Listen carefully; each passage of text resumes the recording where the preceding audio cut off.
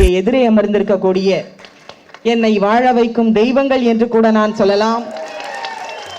எங்கள் இரத்தத்தின் இரத்தமான என் சமுதாய உடன்பிறப்புகளே, அனைவருக்கும் இந்த இனிய மாலை நேரத்திலே என் வணக்கங்களை தெரிவித்துக் கொண்டு, இது ஒரு வரலாற்று சிறப்புமிக்க நிகழ்ச்சி என்று நான் சொல்லுவேன். ஏனென்று சொன்னால், ஒரு போராட்டம் வெற்றி பெற்றுவிட்டது என்று சொன்னால் அதற்கு நன்றி தெரிவிப்பதற்கு ஒரு நல்ல மனம் வேண்டும். அது என் சமுதாயத்திற்கு இருக்கிறது. அந்த பாராட்டை தெரிவிப்பதை பெற்றுக்கொள்வதற்கு ஒருவர் போராடி இருக்கிறார், முதலில் கை கொடுத்திருக்கிறார். அதை பெறுவதற்காக அவர் இங்கே வருகை தந்திருக்கிறார். இது இரண்டு சமுதாய இணைவு நிகழ்ச்சியாக கூட நாம் பார்க்கலாம். அதற்காக இது இரண்டாவது ஒரு வரலாற்று சிறப்புமிக்க நிகழ்ச்சி என்று நான் சொல்லுவேன். நாடார் சமுதாயத்தில் பிறந்தேன் என்பதற்காக நான் மிகவும் பெருமைப்படுகிறேன். ஏன் தெரியுமா?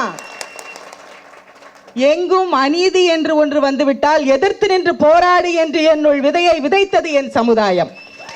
எதற்கும் எவருக்கும் பயப்படாதே, கோழையாக வாழ்வதை விட வீழ்வதே மேல் என்று எனக்கு கற்றுக் கொடுத்தது என் சமுதாயம். எனவே அதற்காக நான் இந்த நேரத்தில் பெருமைப்படுகிறேன்.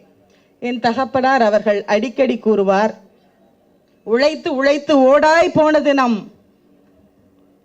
ஜனம், ஊருக்காகவே உழைத்தது நம் ஜனம். நாடார் என்பவர் பொன் நாடார், பொருள் நாடார், எதையும் நாடார். நாம் அரசியலையும் அரசாங்கத்திலும் நேர்ந்தவர்கள் தான், பொட்டலம் அடிக்க மட்டும் உரியவர்கள் அல்லர் என்பதை இந்த உலகத்திற்கு நிரூபித்து காட்ட வேண்டும் என்று சொல்லுவார். அந்த வகையில் இன்றைக்கு காமராஜர் அவர்கள் கொண்டு வந்து காட்டினாரே மதிய உணவு திட்டம், அந்த திட்டத்தை அடிக்கவோ மாற்றி அமைக்கவோ எந்த கட்சியாலும் முடிந்ததா? முடியாது. உலகத்திலேயே அப்படி ஒரு திட்டம் இன்றைக்கு கிடையாது என்கின்ற அளவிற்கு நம் சமுதாயம் இந்த உலகத்திற்கு பாடம் கற்றுக் கொடுத்திருக்கின்றது. அப்படிப்பட்ட ஒரு சமுதாயத்தில் ஒரு வரலாற்று பிழை, அந்த வார்த்தையை பார்க்கும் பொழுது, மேடையில் ஏறும் பொழுது வேதனையாக இருந்தது.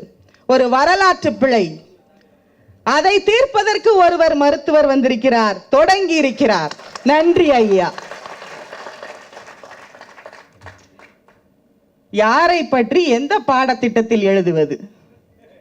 யாரை பற்றி எங்கே எழுதுகிறீர்கள்? எங்கள் சமுதாயத்தை பற்றி நீங்கள் எழுதுவீர்கள், நாங்கள் எல்லாம் அங்கே இருந்து அதை வேடிக்கை பார்த்து கொண்டிருப்போமா? முடியாது. பனி மூட்டம் என்றார்கள், வானிலை சரியில்லை என்றார்கள், எந்த விமானமும் ஓடவில்லை என்றார்கள். வருகை தந்தே ஆக வேண்டும். காமராஜர் அவர்களின் சார்பாக இந்த கூட்டத்திற்கும் ஐயா அவர்களுக்கும் நன்றி சொல்லி தர வேண்டும் என்று வந்தேன். அண்ணன் கராத்தே செல்வின் அவர்களின் சார்பாக நன்றி கோரியே தர வேண்டும் என்று வருகை தந்தேன். வெங்கடேஷ் பண்ணையார் அவர்களின் ஞாபகமாக இங்கே நன்றி சொல்லியே தீர வேண்டும் என்று இங்கே வந்தேன். என் அன்பு சகோதரன் ராக்கெட் ராஜா அவர்களுக்காக நன்றி சொல்லியே தீர வேண்டும் என்று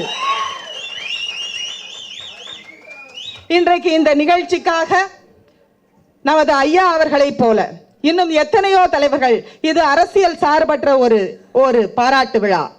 இங்கே தமிழிசை சவுந்தரராஜன் அவர்களும் மத்திய அமைச்சரை சந்தித்து கொடுத்தார்கள், நானும் கொடுத்தேன். இதை திருத்தியாக வேண்டும் என்று. அதே போல புரட்சி தலைவி அம்மா அவர்கள் இதற்காக ரெப்ரசன்டேஷன் கொடுத்தார்கள். அதே போல திமுக தலைவர் கருணாநிதி அவர்களின் சார்பாகவும் கொடுக்கப்பட்டது.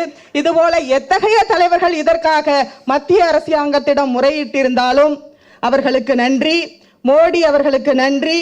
அதே போல உடனடியாக இதை எடுத்தே ஆக வேண்டும் என்று இதற்காக பாடுபட்ட ஜவ்டேகர் அவர்கள், இன்னும் சொல்ல போனால் மத்திய இந்த கல்வி அமைச்சர் உபேந்தர் குஷ்வா அவர்கள் முதல் நாளே சென்று நான் நன்றி தெரிவித்தேன். ஏன் தெரியுமா?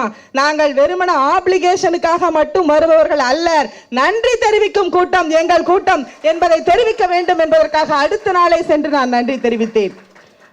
எனவே நம் சமுதாயம் ஒற்றுமையாக செயல்பட வேண்டும். நாம் அனைவரும் ஒன்றிணைந்தால் இந்த இந்தியாவில் நாம் ஒரு சிறப்பான ஒரு அங்கத்தினர் என்பதனை நாம் நிரூபிக்க முடியும்.